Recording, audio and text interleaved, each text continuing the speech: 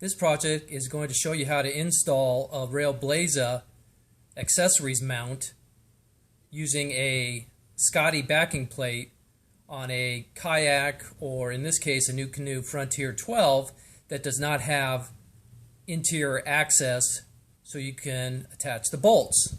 So I'll pan out a little bit here and you can see that there is no immediate access, and the only access is in the front of this NuCanoe. So I'm going to show you how I got to this point. So I got all my parts laid out, and what I'm going to use is this Railblaza multi-mount that's going to attach here on the NuCanoe, and then I'm going to bring this up through the inside, which is a Scotty backing plate. Now the Scotty backing plate and the Railblaza both have the same bolt pattern, so that's what I'm going to use. And then I have a slightly undersized 1/4 inch drill bit, and then another smaller drill bit to make my pilot holes, and then these are the stainless steel screws that were given to me. Okay, so I drilled the pilot holes in here, and then what I also did was just slipped these little screws in there to line everything up after I drilled each hole, just to make sure that all four would be in the right position when I was ready for the next step. To save time, I used the fish tape and ran it through each one of these diagonal holes and pulled up the previously cut paracord through the two holes. Now I'm going to go back down to the open end and show you what I'm going to do down there. So here's the next step. Once you've gone down to the open end of the NuCanoe where you have access, here is your backing plate.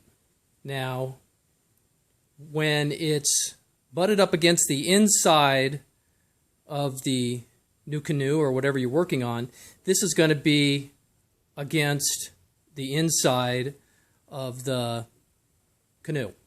So what you want to do then is thread your two lines through that backside, and you decide which holes to use by the same ones that you used up on the top to run the paracord through. And that's easy to tell because all you do is, when you have your two lines, you just tug on it, and you can see which one moves up front. So once you do that, you thread it on this flat backside through the nut you want, and then tie a knot in it. That way it won't come through.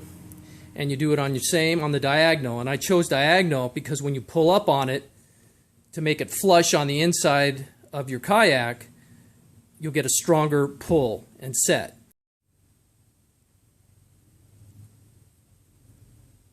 Okay, so you have your two diagonal paracords knotted off at their diagonal nuts. So you're going to take the remaining that you left over, about 1 foot to 2 feet, and then you're going to tie it off, both those, to the last third remaining piece of paracord. And you do this because after you have this bolted in, you need to pull it back out through your access point of your kayak. Okay, so now that you've pulled the backing plate all the way up till it's flat on the interior of your kayak, you want to thread the paracord through the same diagonal holes that match up to the backing plate. And then what I did was I just tied it off to keep the backing plate from falling down any further.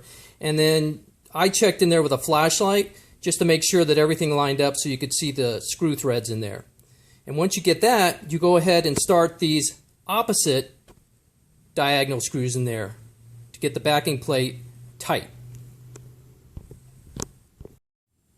Okay, now that you have your two diagonal screws in there, not all the way tight, but pretty tight, what you're going to do is use that third piece of paracord that you used to tie a knot into these two strings, and you're going to pull these through to your access point, which I'll do right now.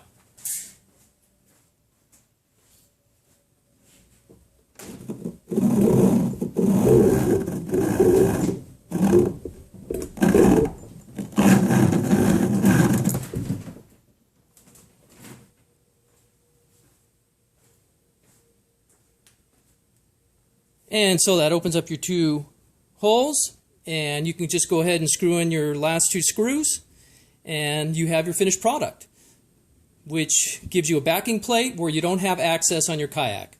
So if you have any questions, please leave them for me in the comments. Thank you.